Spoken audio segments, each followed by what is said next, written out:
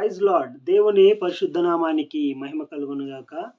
మన ప్రభువును నిరంతర స్తోత్రార్హుడైన యేసుక్రీస్తు వారి దివ్యమైన పరిశుద్ధమైన నామంలో ఈ వీడియోని వీక్షిస్తున్న ప్రతి ఒక్కరికి మన ప్రభువైన యేసుక్రీస్తు నామంలో హృదయపూర్వక వందనాలండి. ఈరోజు ఒక ప్రశస్తమైన వాక్య భాగాన్ని, ప్రశస్తమైన దినాన్ని మీతో కొన్ని మాటలు పంచుకోవాలని ఆశపడుతూ ఉన్నాను. ఏందయ్యా అంటే ఈరోజు అనగా పామ్ సండే లేదా మట్ల ఆదివారం.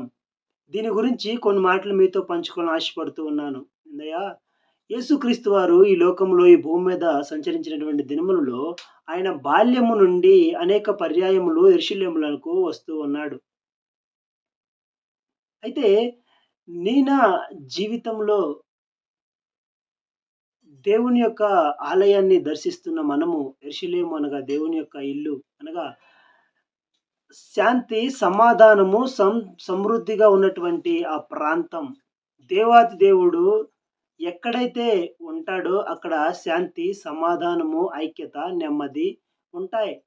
ఈరోజు నీ కుటుంబంలో, నీ జీవితంలో శాంతి లేక, సమాధానం లేక, భయముతోనూ, ఆందోళనతోనూ నువ్వు జీవిస్తూ ఉన్నావంటే, నీవు నిజముగా దేవునికి నీ హృదయాన్ని అర్పించలేదని, నువ్వు దేవుణ్ణి విడిచి తిరుగులాడుచున్నావని, పాపము చేసిన వారు బిక్కటముగా భయపడతారని వాక్యం సెలవిస్తూ ఉన్నది. నువ్వు భయపడుతున్నావంటే, ఏ విషయంలోనైనా ఆందోళన చెందుతూ ఉన్నావంటే, నువ్వు దేవునిని నీ హృదయం అనే ఆలయములోనికి నువ్వు చేర్చుకోలేదని అర్థం. అయితే నీ యొక్క ఆలోచనని, దేవుని యొక్క ఆలోచనని మనం ఒకసారి కంపేర్ చేసుకుంటూ, ఈ యొక్క యెరూషలేము గురించి, ఈ బెత్పగే, బేతనియా, ఒలీవల కొండకు సమీపాన ఉన్నటువంటి ఈ బేతనియా గురించి కొన్ని మాటలు మీతో పంచుకోవాలని, ఈ మట్ల ఆదివార శుభ సందర్భాన మీతో కొన్ని మాటలు పంచుకోవాలని ఆశపడుతూ ఉన్నాను. ఏందయ్యా అంటే, మొట్టమొదటగా ఒలీవల కొండ దగ్గర ఉన్నటువంటి బెత్పగే, బేతనియా. బేతనియా అనగా అంజూరపు పండ్ల ఇల్లు. యెరూషలేము అనగా అంజూరపు పండ్లు కలిగినటువంటి ఇంటి నుంచి దేవుడు సమీపమైనటువంటి యెరూషలేము అనగా శాంతి, సమాధానము, సమృద్ధిగా ఉన్నటువంటి ఆ ప్రాంతానికి, ఆ గృహమునకు, ఆ ఇంటికి, ఆ యొక్క గ్రామానికి వెళ్ళాలని ఆశపడుతున్నాడు, ఆ పట్టణానికి. అయితే ఇక్కడ ఉన్నటువంటి విషయం ఏందంటే, బేతనియా గురించి అనేక మాటలు ఉన్నాయి. అది లాంగ్ వీడియో చేయాలని ఆశపడుతూ ఉన్నాను. అయితే మీరు అనేక పర్యాయాలు విని ఉండొచ్చు. ఈ బేతనియాలో మార్తా, మరియా, లాజరు గారు నివసించేవారు. అనగా వారు దేవుణ్ణి ఎంతగానో ప్రేమించేవారు. వారు యేసుక్రీస్తు వారిని తన గృహంలోనికి ఆహ్వానించుకొని పదే పదే అతన్ని యేసుక్రీస్తు వారికి ఆతిథ్యమునిచ్చేవారు. యేసుక్రీస్తు వారు కూడా ఒక పర్యాయంలో లాజరు గారు చనిపోయి 4 దినములు అయినప్పుడు ఆయన వచ్చినప్పుడు ఆయన ఈ లాజరు గారి గురించి ఒక్కసారి ఏడవటం కూడా జరిగింది. అంటే అతను ఎంతగా ప్రేమించేవాడో చూడండి. ఈరోజు తన నామాన్ని ఎరిగిన వారు దేవుని యొక్క ఆలోచనలో, దేవుని యొక్క పనిలో, దేవుని యొక్క చిత్తంలో ఉన్నటువంటి వారిని దేవుడు అపారముగా ప్రేమిస్తాడు. వారిని ఎంతకైనా హెచ్చిస్తాడు. వారి కుటుంబంలో ఏ శోధన వచ్చినా దేవాతి దేవుడు ఆ శోధనలన్నిటిని తప్పించేవాడు. అలాంటిది ఒక మాదిరితనమైనటువంటి ఆ ప్రాంతమైనటువంటి బేతనియా అనగా అంత మాత్రమే కాదు, బేతనియాలో ఉన్నటువంటి ప్రజలు ధర్మశాస్త్రాన్ని చదివేవారు. వారికి మెస్సయ్య యొక్క రాకడ గురించి తెలుసు. మెస్సయ్య ఏ రీతిగా వచ్చి ఎలాగూ చనిపోతాడో కూడా తెలుసు. కారణం ఏందయ్యా అంటే, జకర్యా గ్రంథంలో రాయబడినటువంటి 9వ అధ్యాయం 9వ వచనముని వారు క్లారిటీగా చదువుకొని ఉండొచ్చు ఒకవేళ. కనుకనే యేసుక్రీస్తు వారికి విడిది గది కూడా ఇచ్చింది బేతనియాలోనే. కట్టబడినటువంటి గాడిద పిల్ల అక్కడ ఉన్నటువంటి ఆ బేతనియాలో నుంచే తేవటం జరిగింది. అంటే వారు దేవునిని అపారమైనటువంటి ఏమి ఇచ్చైనా సరే, తన సర్వ సంపదలన్నీ ఇచ్చైనా సరే దేవుణ్ణి సంపాదించుకోవాలని ఆశపడేవారు. ఈరోజు నా జీవితంలో ఈ బేతనియాలో ఉన్నటువంటి ప్రజల వలె నువ్వు జీవించగలుగుతున్నావా? అలాంటి ప్రేమను సమృద్ధిగా పొందుకున్నటువంటి ఆ ప్రజలు కానివ్వండి, దేవాదేవుడైన యేసుక్రీస్తు వారు కానివ్వండి, అక్కడైతే కట్టబడి ఉన్నటువంటి గాడిద. నువ్వు ఈ మాటను బట్టి చూసినప్పుడు, నువ్వు సంఘానికి రెగ్యులర్‌గా వస్తూ ఉన్నావు, దేవుని వాక్యాన్ని ధ్యానం చేస్తూ ఉన్నావు, దేవునిలో గడుపుతూ ఉన్నావు. నీ కుటుంబములో ఎవరెవరు ఏ ఏ రీతిగా కట్టబడి ఉన్నారో, ఆ గాడిద కట్టబడి ఉన్నది. అంటే నువ్వు ఏ స్థితిలోనైనా సరే ఒక తాగుడని, ఒక వ్యభిచారమని, ఒక జూదమని, ఒక అబద్ధాలని, దొంగతనాలని, ఒకరి మీద ఒకరికి మాటలు కల్లాలు చెప్పుకునేటువంటి కలహాలు కానివ్వండి, ఇలాంటి వాటి చేత మీరు బంధించబడ్డారు.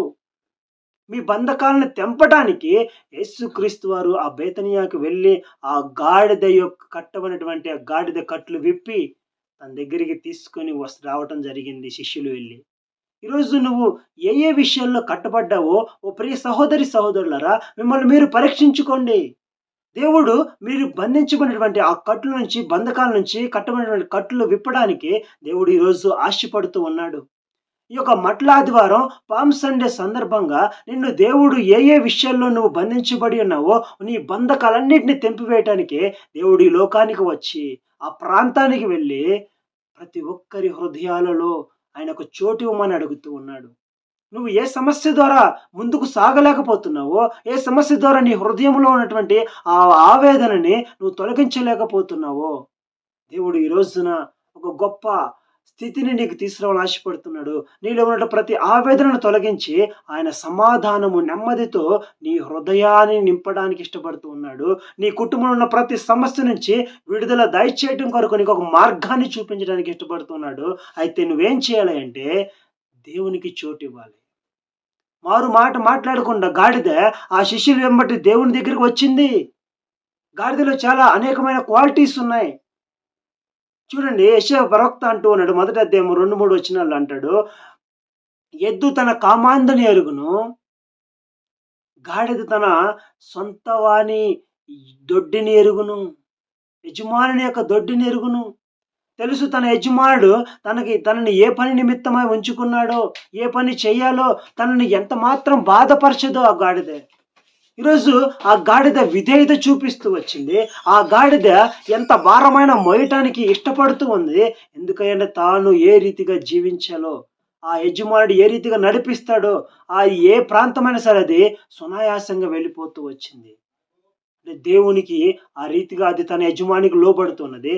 కానీ అంటాడు ఒక మాట, ఇశ్రాయేలీయులు అనగా తన ప్రజలు అయ్యో! జ్ఞానము లేకనే, తెలివి లేకనే, వివేచన లేకనే వారు నా మాటను త్రోసివేస్తూ వచ్చారు. ఈరోజు నువ్వు కూడా ఆ స్థితిలో ఉన్నావేమో! అయితే అక్కడి నుంచి బయలుదేరిన దేవాది దేవుడు అప్పుడు దాకా లేని ఘనత, అప్పుడులాగా లేని మహిమ, అప్పుడు దాకా లేనటువంటి ఆ పేరు ప్రఖ్యాతలు దేవుడు ఒక్కసారిగా గాడిద మీద కూర్చున్నప్పుడు జయము జయము ప్రభు పేరట వచ్చువాడు స్తుతింపబడును గాక. సర్వోన్నత స్థలములో జయము. ఇదిగో యూదుల రాజుగా వస్తున్నటువంటి ఆ రాజుకు జయమని చెప్పి వారు జయ జయకారాలు చేస్తూ ఉండగా ఆ గాడిద ఎంతో సంతోషించి ఉండొచ్చు. ఈరోజు నా జీవితంలో కూడా నువ్వు ఎందుకు పనికిరాని స్థితిలో ఉన్నప్పుడు దేవుని నామాన్ని ధరించి దేవుని పేరిట నువ్వు ఎప్పుడైతే వస్తావో చూడండి, అనేక మంది సేవకులు చూడండి, అనేక మంది యొక్క విశ్వాసుల జీవితాలు చూడండి. అయ్యో, నేను దేవుని యొక్క వాక్యాన్ని, గ్రంథాన్ని పట్టుకోకపోతే నేను ఈ లోకంలో ఎక్కడో అట్టడుగున ఉండిపోయేవాడిని, ఎప్పుడో ఈ కాల గర్భంలో గడిచిపోయేవాడిని అని నువ్వు అనేక పర్యాయాలు సాక్ష్యాలు వింటూ వచ్చావు. నాకు ఏమి రాదండి. దేవుని యొక్క పరిశుద్ధాత్మ శక్తి నన్ను తాకింది. దేవుని యొక్క దర్శనము నేను పొందుకున్నాను. కనుక ఈరోజు నా డ్రెస్ కోడ్ మారిపోయింది. ఈరోజు నా నడవడిక మారిపోయింది. ఈరోజు నా మాట తీరు మారిపోయిందని చెప్పవాలని చెప్పినటువంటి మాటలు, అనేక మంది మాటలు నువ్వు వినలేదా? మరెందుకు నీ జీవితాన్ని మార్చుకోలేకపోతున్నావు? చదువున్నది, సంస్కారం ఉన్నది, అన్నీ ఉన్నాయి. పదవున్నది, ఆధిక్యత ఉన్నది, అధికారం ఉన్నది, ఉద్యోగం ఉన్నది. కానీ నీకు నువ్వే దేవుణ్ణి తెలుసుకోకుండా నీ కన్నులు మూయబడ్డాయి. అయితే ఈరోజు దేవుని యొక్క వాక్యం సెలవిస్తూ ఉన్నది. నిన్ను దర్శించినటువంటి ఆ దినమును ఈ బేతనియ నుంచి బయలుదేరి వస్తూ ఉండగా, ఆ యెరూషలేములోనికి ఎంట్రీ అవుతూ ఉండగా చూడండి ఒక మాట, యేసుక్రీస్తు వారు అనేక పర్యాయములు యెరూషలేములోనికి వచ్చాడు కానీ, ఆ రోజు ఒక శ్రేష్టమైనటువంటి సమయము. ఆ రోజు దేవుని యొక్క ఆఖరిగా ఆ యొక్క సిలువ యాగానికి ముందుగా అడుగు పెడుతున్నటువంటి సమయము.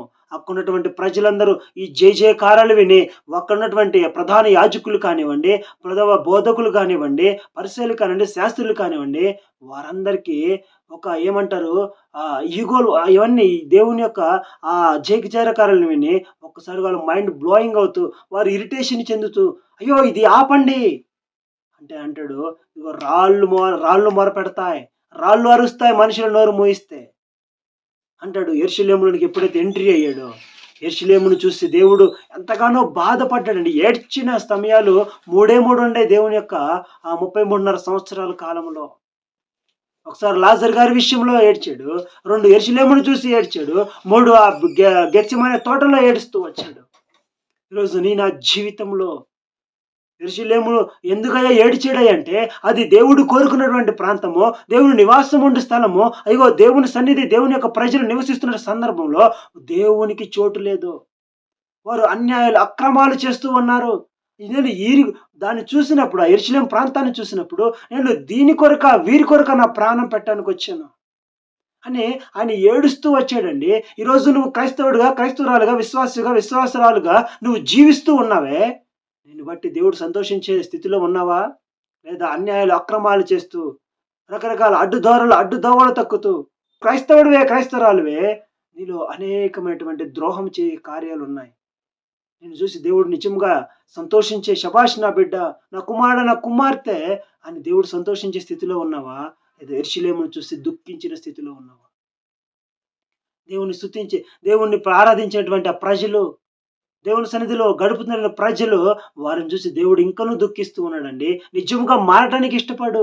ఈ మట్ల ఆదివారాన, ఈ పామ్ సండే దినాన ఏ రీతిగా మట్టకి అలంకరిస్తూ వచ్చారో, ఏ రీతిగా యేసుక్రీస్తు వారు నడుస్తూ ఉన్నప్పుడు, గాడిద మీద కూర్చొని నడుస్తూ ఉన్నప్పుడు, ఆ యొక్క బట్టలు పరుస్తూ, ఆ కొమ్మలు కొట్టేసి వేస్తూ, జై జయకారాలు ఇస్తూ ఉన్నాడో, ఆ జై జయకారాన్ని నీకు ఇవ్వబోతూ ఉన్నాడు. నువ్వు గనక దేవునికి చోటిచ్చినప్పుడు, ఏ రీతిగా గాడిద దాని మీద యేసుక్రీస్తు వారిని కూర్చుండబెట్టినప్పుడు, దానికొక రాజసం వచ్చింది. ఈరోజు నా జీవితంలో ఆయన నిన్ను చూసి ఏడ్చే స్థితిలో ఉండకూడదు కానీ, ఆయన నిన్ను చూసి దే అంటూ ఉన్నాడు, యెహెజ్కేలు గ్రంథంలో అంటూ ఉన్నది. ఎవడును ఎవడు నశించడం దేవునికి ఇష్టం లేదు. ప్రతివాడు తన పాపమును విడిచి దేవుని యొద్దకు రావటం కోరుకున్నాడు. పేతురు గ్రంథంలో రాయబడుతూ వచ్చింది పత్రికలో. అందరూ అంతటా మారు మనసు పొందాలి. అందరు ఏ ఒక్కరు నశించటం దేవునికి ఇష్టం లేదు కనుక, ఆయన ఇంకనూ ఆలస్యం చేస్తున్నాడు. ఈ పామ్ సండే శుభ సందర్భాన దేవుని చెంతకు రా, దేవుని యొద్దకు రా, దేవునికి చోటివ్వు. ఆయన అందుకని 15వ యోహాను సువార్త 15వ అధ్యాయంలో అంటాడు, నా యందు మీరును, మీ యందు నా మాటలు ఉన్నయెడల, మీరు మీకు ఏది ఇష్టమో అది కోరుకోండి, దేవుడు అది దయచేస్తాడు. ఈరోజు నువ్వు ఆ రీతిగా సిద్ధపడు. నిన్ను నువ్వు ఏర్పాటు చేసుకో. నిన్ను నువ్వు సిద్ధపరచుకో. ఈ పామ్ సండే సందర్భమైనా సరే, నీ తోటి వారిని, నీ బంధువుల్ని, చుట్టాలు, రక్త సంబంధుల్ని దేవుని సన్నిధికి నడిపించు. దేవుని మాటలు పంచు. వారిలో ఉన్నటువంటి ఆ అవిధేయత తొలగిపోవులాగున, ఆ కన్నులు మూయబడినటువంటి కన్నులు తెరవబడులాగున ప్రార్థన చేద్దాం. ఒక దృఢమైనటువంటి నిశ్చయం. 40 రోజులు ఉపవాసం ఉన్నావే, అది దేవునికి ఇష్టమైనవా? ఒక 99 నీతిమంతుల కంటే నశించిపోతున్నటువంటి ఒక్క పాపి విషయమై దేవునికి ఆనందమంట. ఎందుకు? వారు రక్షించబడటానికి, బాప్తిస్మం పొందటానికి, మారు మనసు తీసుకున్నారు. మారు మనసు అక్కర్లేని 99 నీతిమంతుల కంటే పాప క్షమాపణ విషయమై, మారు మనసు పొందు ఒక్క పాపి విషయమై పరలోకంలో సంతోషం. ఈరోజు నువ్వు ఆ సంతోషాన్ని దేవునికి ఇచ్చేవాడిలాగా, దానిలాగా, కుటుంబంలాగా నువ్వు ఉండుదుగాక. దేవుని యొక్క ఆశీస్సులు, దేవుని యొక్క ఆశీర్వాదము నీ మీద నిత్యముగా ఉండి కుమ్మరింపబడునుగాక. దేవుని యొక్క కనుదృష్టి ఇది మొదలుకొని నీ మీద, నీ గృహం మీద, నువ్వు వెళ్ళు ప్రతి స్థలం మీద ఉండునుగాక. ఈరోజు ఈ పామ్ సండే శుభ సందర్భంగా దేవునికి నీ హృదయాన్ని ఇవ్వడానికి ఇష్టపడు. అట్టి హృదయము దేవాదేవుడు నిత్యముగా నీకు అనుగ్రహించునుగాక. ఆమేన్. ఆమేన్.